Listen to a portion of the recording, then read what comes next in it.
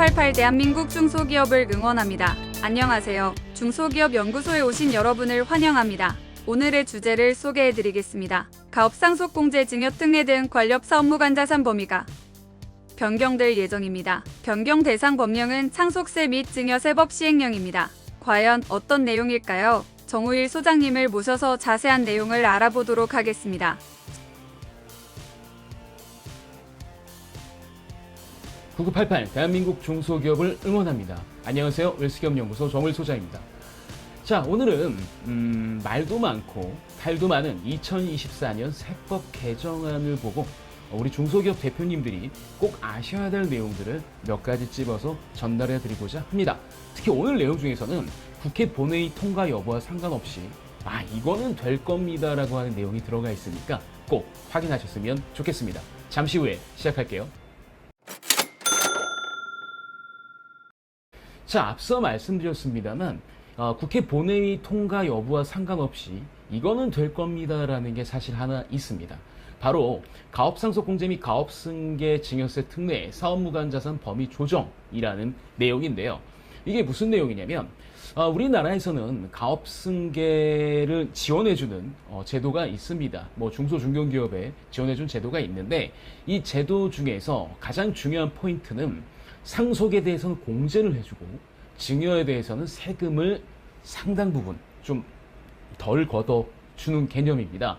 그러니까 증여 같은 경우에는 많은 분들이 오해하시는데 세금을 줄여서 내고 끝이 아니라 그냥 증여하는 시점에 세금을 확실히 줄여주는 이런 개념이거든요. 나중에 상속세 정산 과세가 되는 개념이라서. 그런데 이때 가장 중요한 포인트가 그냥 다 해주는 게 아닙니다. 중소기업 주식을 이전할 때 그 주식가격 정체에 대해서 공제를 해주거나 아니면 특례를 적용하는 부분이 아니라 사업 관련 자산이 있는 비율만큼, 그러니까 전체 우리 기업에 자산이 있으면 그 자산 중에서 이 사업 관련이 있는 자산 비율만큼만 해당을 해준다는 거죠. 자, 근데 이 사업무관 자산, 즉 사업과 관련이 없는 것의 자산만큼은 공제를 못 받거나 특례를 적용받지 못하는 부분인데 이 범위가 다소 넓어지게 되었습니다. 특히 이 부분은 상속세 및 증여세법을 개정해야 되는 문제가 아니라 이 시행령을 개정해야 되는 부분이기 때문에 국회 본회의 통과 여부와 상관없이 그냥 변경된다고 보는 게 합리적이겠죠. 자, 그러면 그 내용을 한번 보도록 하겠습니다. 자, 가업상속공제 및 가업승계 증여세 특례 사업무관 자산의 범위 조정 상증령의 15조의 3항에 있는 내용입니다. 자, 사업무관 자산의 범위를 지금 현재는요, 가업의 직접적인 경영, 영업활동과 관련이 없는 것들은 이제 의미하는데, 이 대표적인 예시가 비사업용 토지, 이거는 그냥 빼박이고요. 영업활동과 관련이 없는 주식, 금융상품, 등등등, 채권, 이런 것들이 들어가 있습니다. 그 다음에 업무무관 자산 및 임대부동산, 그 다음에 대여금, 그 다음에 과다보유 현금, 이런 것들이 현재 지금 사업무관 자산에 해당이 되는 이제 내용들인데, 여기에서 업무무관 자산 및 임대부동산 이 항목에서 임직원 임대주택을 제외하게 됩니다. 즉, 다시 말하면, 임대해주는 부동산을 이제 회사가 부동산을 보유하고 있는데 이 부동산을 임대 목적으로 쓰고 있으면 얘는 업무무관으로 봐서, 사업무관으로 봐서 이 비율만큼은 공제를 안 해주는데, 이거는 내가 좀 제외해 줄게 라고 하는 게 바로 임직원들에게 주택을 임대했을 경우에는 이건 제외다 라고 볼 수 있죠. 회사에서 어떤 목적이든지 간에 주택을 보유할 수 있습니다. 제조업을 영위한다 하더라도 직원들의 기숙사 용도를 쓰거나 이런 경우 쓸 수 있겠죠. 근데 직원들의 기숙사 용도로 쓰는 거는 당연히 사업무관 자산이 아니라 사업용 자산이겠죠. 그런데 이 기업에서 보유하고 있는 부동산을 임대를 해줬어요. 그러면 보통 가업상속공제나 이런 데서 임대를 해주는 거에 대해서는 적용하지 않거든요. 근데 임대의 대상이 임직원이라고 한다면 이건 사업무관 자산으로 보지 않을게 라는 내용입니다. 자, 그 다음에 이제 대여금 같은 경우도 솔직히 말씀드리면 우리 회사가 금융업을 하거나 대부업을 해서 돈을 빌려줬다 이러면은 주된 매출이니까 상관이 없겠으나 그냥 보통 이제 직원들에게 가불금을 주거나 아니면 대표이사가 회사의 돈을 이제 좀 빌리거나 이런 내용들이 보통 많겠죠. 그래서 이런 대여금 중에서 이제 제외가 되는 것들이 보통 임직원들이 대표님 저 좀 갑을 좀 해주세요. 대표님 제가 지금 회사를 뭐 집을 옮기고 뭐 그래야 되는데 그래서 좀 돈이 필요합니다. 좀 대출 좀 해주세요. 돈 좀 빌려주세요. 이런 경우에 법인에서 이제 돈을 빌려주는 경우가 있겠죠. 그런 경우는 제외입니다. 그래서 임직원들이 학자금이나 주택 자금을, 그러니까 주택을 구입하기 위한, 이건 모르겠습니다. 이거는 정확하게 법령이 나와봐야 이제 될 것 같은데, 어쨌든 주택 자금에 직원들이 이제 법인에서 대여를 했다라고 한다면, 그 돈은 현재는 이제 그 자산만큼은 사업무관 자산을 보지만, 이제 세법이 개정되게 되면 얘는 제외다라고 볼 수가 있겠죠. 근데 보통 우리 중소기업에 해당되는 거는 임직원들에게 주택을 임대해 준다라는 이런 것보다는 아마 어쩔 수 없이 직원들의 생계를 위해서 아니면 직원들의 어떤 일시적인 자금 유동성 때문에 회사에서 돈을 빌려주는 경우가 상당수 많이 있거든요. 이런 경우에는 이제 업무무관 자산에서 제외가 업무무관 자산으로 해당이 됐었는데 이제 이게 되지 않는다. 즉 다시 말하면 사업무관 자산 범위가 좁혀졌다라고 보시면 될 것 같습니다. 자, 그 다음에 이제 요거는 주목하셔야 되는데, 과다보유 현금이라는 내용이 있습니다. 이건 뭐냐면 사업무관 자산 비율을 우리가 이제 그만큼 공제를 안 해주고 뭐 디메리트를 주겠다고 한다면 당연하게도 사업무관 자산을 특정 기준일에 현금화해서 갖고 있으면 괜찮잖아요. 근데 이거를 방지하기 위해서 직전 5년 동안 그 회계연도 말 기준으로 보유하고 있었던 현금의 150%를 초과하는 금액에 대해서는 야, 이거는 아니잖아, 이건 사업무관 자산이야 라는 이 규정을, 이 법을, 시행령을 200%로, 그러니까 150%에서 200%로 좀 바꿨죠.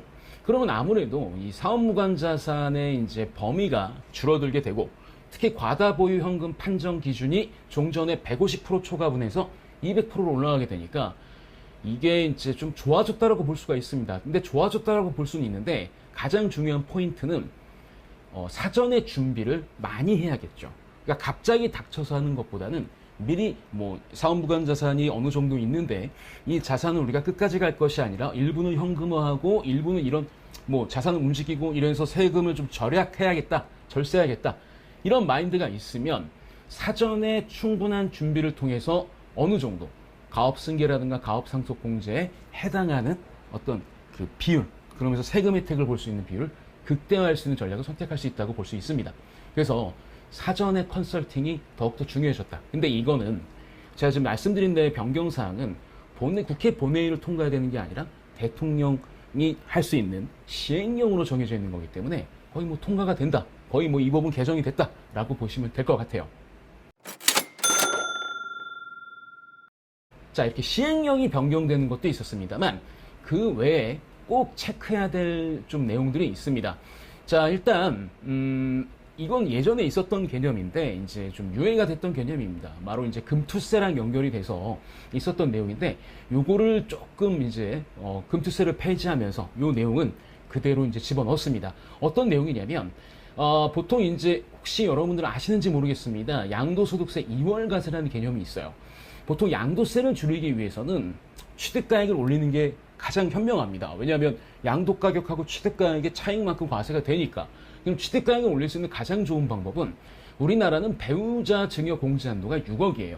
꽤 세죠. 그래서 배우자한테 증여를 하고 그 다음에 바로 자산을 매각해버리게 되면 취득가액과 양도가액의 차이가 없기 때문에 세금을 안 내는 이런 일들이 벌어지는데, 이거를 정부가 막기 위해서 종전에는 이 5년에서 증여받고 나서 5년 동안의 기간을 뒀는데 얘를 10년의 기간으로 늘렸습니다. 그리고 이제 이것까지 하게 된 거죠. 보통 이제 우리 대표님들 여기저기서 들었던 말 중에 배우자한테 증여하고 주식을 회사에 팔거나 소각하게 되면 세금이 없습니다라는 말들을 많이 들으셨을 거예요. 그리고 이것 때문에 지난 한 4년 동안 국세청하고 납세자하고 뭐 세무조사나 소명이나 이런 단계로 상당히 분쟁이 있었죠. 자, 이게 이제 정확하게 입법화됐습니다. 자, 주식도 이 양도소득세 2월과세 적용 대상의 자산에 포함이 되면서 주식도 양도를 받으면 증여를 받으면 특정 기간을 보유한 후에 양도를 해야 증여받은 가격을 취득가격으로 인정받을 수가 있습니다. 그 기간은 다른 자산, 특히 부동산 관련한 자산은 10년이지만 이 주식은 1년. 그래서 배우자나 혹시 누군가에게 주식을 증여한다고 한다면, 예, 물론 이제 뭐 직계 존비속이겠죠. 그러면 이제 1년 정도는 있고 나서 이 주식을 양도하게 되면, 네, 증여받은 가격을 취득가액으로 인정받아서 세금적인 혜택을 볼 수 있다. 이렇게 생각하시면 될 것 같습니다. 그래서 어떻게 보면 하도 대표님, 배우자님한테 증여하시고 바로 소각이나 주식을 회사에 팔면 세금이 없습니다. 이런 컨설팅이 많았고 요것 때문에 분쟁이 되다 보니까 이제 법이 확실해졌다. 이렇게 보시면 될 것 같아요. 그래서 요 양도소득세 2월과세 적용 대상 자산 확대되는 내용 요건 꼭 기억하시고요. 아마 이거는 별 이견 사항이 없으면 아마 통과가 될 것 같습니다. 자, 그 다음에 이것도 또한 바뀌었습니다. 아마 우리 중소기업 대표님들은 뭐 법인 컨설팅을 하시는 여러 컨설턴트 분들에게 이렇게 하면 절세가 될 수 있습니다. 특히 가업승계적인 부분에서 많은 얘기를 들으셨을 거예요. 그게 자녀가 주주인 법인을 만들어서 그 대표님 법인의 주식을 그 법인에 넘기는 거죠. 그러면 이 자녀의 법인이 주주가 되고 자녀의 법인이 이제 자녀의 법인이 주주가 되고 이런 경우에 자녀의 법인에게 뭐 초과 배당을 하거나 아니면 자녀의 법인이 유리하게끔 뭐 예를 들어서 뭐 감자를 하거나 이랬을 경우에 현재는 증여 의제에 포함이 되지 않습니다. 왜냐하면 이거를 이제 증여 의제로 보는 법이 특정 법인과의 거래를 통한 증여 의제인데요. 현재 이 증여 의제에 해당하는 그 개인과 특수관계 법인과의 이제 그 거래가 예를 들면은 고저가 거래거나 무상양도거나 채무를 면제해주거나 뭐 채무를 인수해주거나 아니면 시가보다 낮은 가액으로 현물로 출자하거나 요 것밖에 없었기 때문에 현재 뭐 자녀 법인을 우리 회사 주주인데 소수 주주 소액 주주로 놓고 얘한테 초과 배당을 해주게 되면 물론 법인에서는 이제 주식을 보유하고 있는 비율에 따라서 뭐 법인세를 내지만 그 법인의 주주한테는 증여세가 나오지 않았었는데 이거를 이제 국세청에서는 이제 기재부에서는 변경을 하고자 하는 거죠. 그래서 요게 변경이 되고 국회 본회의를 통과한다고 한다면 제가 보기엔 이건 별다른 쟁점이 없을 거기 때문에 왜냐하면 이 탈세라든가 아니면은 편법으로 뭐 증여한다 이런 관점에서 보게 되면 상당히 세원 강화에 훨씬 더 도움이 되는 내용이기 때문에 아마 통과가 될 것 같습니다. 요 내용에 기존에 있는 내용에 이제 추가가 되는 게 자본거래를 통한 이익 분여 요 내용이 통과가 되는 거죠. 그러면 이제 뭐 자녀 명의 법인에 초과 배당을 하게 되면 그 금액에 따라서 이게 자녀에게 증여가 성립될 수도 있습니다. 네, 그래서 자녀 명의 법인과 이제 거래를 할 때는 기존에 있었던 거래 말고 추가가 된 게 자본거래를 통한 이익 분여도 이 증여에 해당이 될 수 있기 때문에 만약에 자녀 명의 법인이 우리 회사의 주주로 되어 있고 초과 배당을 계획하신다고 한다면 내년부터는 좀 이 증여에 해당이 될 수 있으니 이 부분은 좀 신경을 쓰셔야 된다. 근데 물론 이런 건 있습니다. 다이렉트로 자녀에게 초과 배당을 하는 것보다는 자녀 법인에게 초과 배당을 만약에 하거나 이런 일을 했을 때는 이 증여로 판정되는 금액이 다르기 때문에 즉 다시 말하면 법인을 우회해서 뭔가 자녀에게 뭔가 이익을 주는 뭐 이런 것들을 하게 된다고 한다면 그냥 바로 다이렉트로 하는 것보다는 이제 증여로 판정받는 금액 자체가 훨씬 더 높기 때문에 요거는 이제 뭐 계산을 해봐야 될 부분입니다. 그리고 법이 바뀌고 시행령이 이제 또 바뀌게 되면 여기에 대한 구체적인 내용이 나오기 때문에 그때 가서 판단해 볼 수는 있지만 여하튼 이제는 자녀 명의 법인에게 뭔가 특혜를 주거나 뭔가 좀 스무스하게 뭔가 갈 수 있는 하나의 어떤 수단이 좀 막혀가고 있다 이렇게 보시면 될 것 같아요.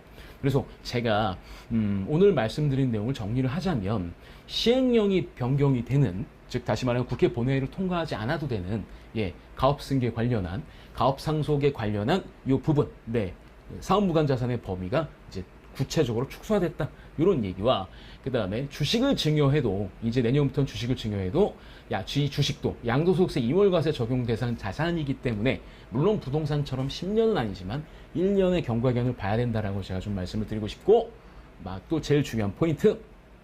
특정 범인과 거래를 통한 이 증여 의제의 범위가 확대가 됐기 때문에 자녀 명의 법인에게 초과 배당을 하거나 이런 내용들도 이제 좀 내년부터는 더 주의를 가지셔야 되고 이런 내용들을 꼭 말씀드리고 싶었습니다. 2024년 세법 개정안 중에서 꼭 대표님들이 아셔야 될 내용 오늘 3가지를 준비를 했는데요. 네, 저희 웰스기업 연구소에서는 혹시나 가업 승계 때문에 좀 고민이시거나 이런 대표님들을 위해서 언제나 상담을 준비하고 있습니다. 꼭 저희에게 좋은 컨설팅을 받으셨으면 좋겠고요. 좋아요, 구독, 알림은 저희가 컨텐츠를 만드는 데 많은 도움이 됩니다.